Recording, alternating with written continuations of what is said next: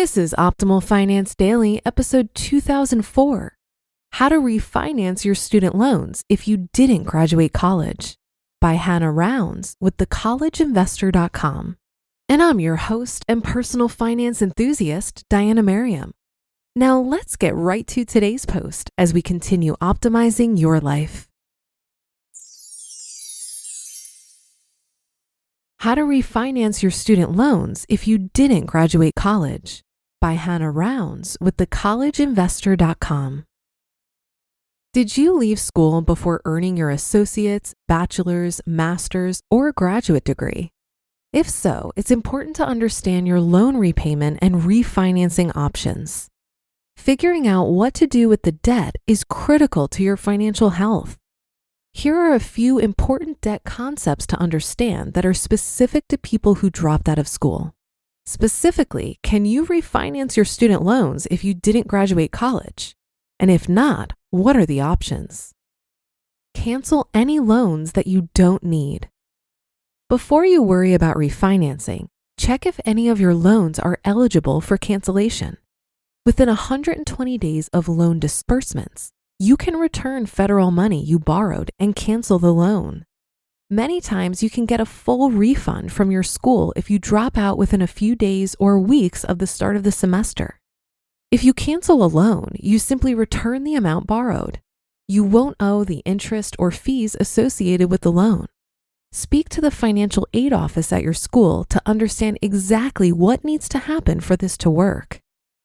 Understand what you owe and when you need to pay it. Any loans that aren't canceled need to be repaid. This is true even if you didn't earn a degree. Both federal and private student loans need to be repaid. After you drop out of school, add up what you owe. Check the National Student Loan Data System to understand what federal loans you owe and who's servicing the loans. If you have a federal student loan, you'll have a 6-month grace period before payments on your loan start. You can start to make payments before the end of the grace period if you choose. Plenty of people drop out of school because they have an opportunity to earn a decent income before graduation. If you're someone who's earning a solid income, consider aggressively repaying the debt. For private loans, you'll have to work with the loan provider to learn about what you owe, the minimum payments, and when you have to start payments. You have 6 months to choose a repayment plan. With a 6-month grace period for federal student loans, you should have 6 months to figure out a repayment plan for your student loans. The time from dropping below half-time status to when you start repayment is called a grace period. The grace period is the time you have to learn about your loans and select the best repayment option for you. Even if you dropped out of school, you can put your loans on an income-driven repayment plan. These plans are ideal for people who are earning low or modest incomes and cannot afford to pay off their loans in 10 years or less. Private student loans are a different story. With these, your repayment period may start while you're in school or right after you drop out. Check with the loan servicer to understand the exact terms. You can still qualify for PSLF. Another reason to consider a repayment plan for federal student loans is that you may qualify for Public Service Loan Forgiveness, or PSLF, even if you don't have a college degree.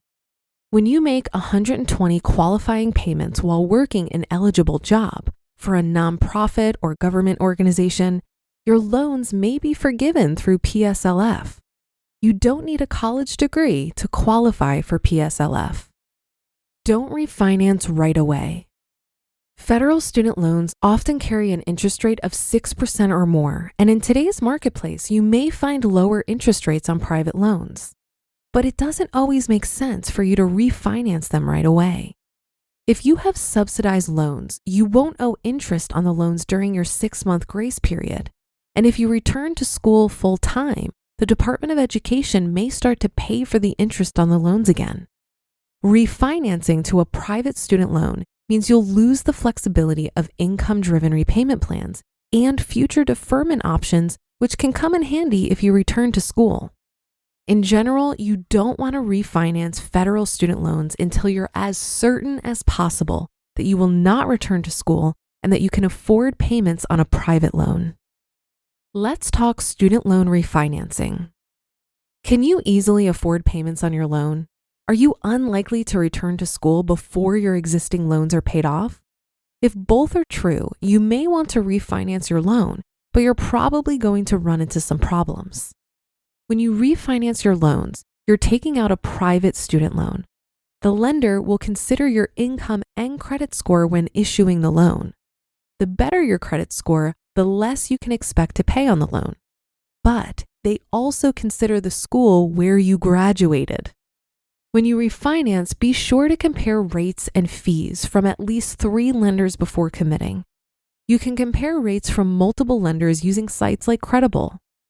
But since you didn't graduate school, most lenders won't want to work with you, at least online lenders. There are some, such as Splash, that will accept certain certifications, like nursing or physician's assistant. However, you'll likely have better luck going to a local credit union. We've seen some, albeit rare, success stories with borrowers who didn't graduate getting their loans refinanced at a local credit union. Final thoughts. As you can tell, refinancing your student loans if you didn't graduate is probably not the best option. Even if you want to do it, you'll likely have a lot of difficulty finding a lender to work with you. While it never hurts to shop around online, you'll likely find the best results at a local credit union that may refinance your loans. You just listened to the post titled, How to Refinance Your Student Loans If You Didn't Graduate College by Hannah Rounds with thecollegeinvestor.com. I have such mixed feelings about student loan debt. On the one side, there are clearly tons of benefits to getting an education. But on the other side, for many, the return on investment for that college degree just isn't there.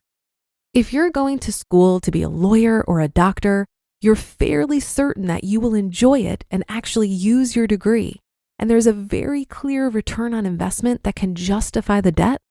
That makes sense to me. But looking at some of the stats around how this actually pans out for people is concerning. According to Mark Kantrowitz, who wrote the book titled Who Graduates from College and Who Doesn't, less than half of college students graduate on time. Even after 6 years, less than 60% of students at 4-year colleges have earned a bachelor's degree. The track record for community colleges is even worse, with less than 20% of community college students earning an associate's degree or certificate. I believe this demonstrates how many people take on student loan debt with the best of intentions, but for likely a variety of reasons, it doesn't work out as they hoped. Maybe life circumstances cause them to drop out, or they realize that their area of study just wasn't a good fit. But now they have all that debt and no degree to even attempt to secure the higher paid job they assumed would help pay off the debt. And according to an analysis of U.S. Census, Bureau of Labor Statistics, and National Center for Education Statistics data for the years 1980 to 2019 by Georgetown University researchers, college costs have increased by 169% over the past 4 decades, while earnings for workers between the ages of 22 and 27 have increased by just 19%. It makes logical sense that a degree will lead to a higher paying job to justify the cost of that degree. But many people graduate from school and are met with the harsh reality of stagnating wages. Furthermore, a Finder.com survey found that nearly 40% of people who earn a college degree have doubts it was worth it. Of this group, 40% say it's because they aren't using their degree, and 28% say it's because they can't find a job in their field. Many things we decide to do have terrible odds. Marriage has a 50% chance of divorce, and the overwhelming majority of entrepreneurs fail. It doesn't mean you shouldn't get married, start a business, or go to college. But I do think we should enter into these decisions with eyes wide open and continually question our assumptions. That'll do it for today. Thank you for listening. Have a great rest of your day, and I'll be back for tomorrow's show, where your optimal life awaits.